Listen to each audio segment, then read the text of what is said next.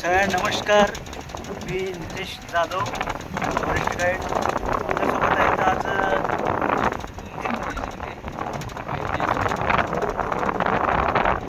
बुलढाण्यावरून आलेले. आपण सफारी करणार आहे. बघू आपण सफारीमध्ये आज काय काय भेटतं ते. आणि हे आमचे बंधू आम्ही आज जंगल सफारी करत असताना आम्हाला आत्ता जस्ट नीलगाय दिसली. म्हणजे नीलगायने तिला कॅप्चर करू दिलं नाही, कारण खूप फास्ट जोरात गेली. आणि बघा मित्रांनो, आमच्याकडे सरड्या हा सरपटणारा प्राणी आता बसलेला आहे.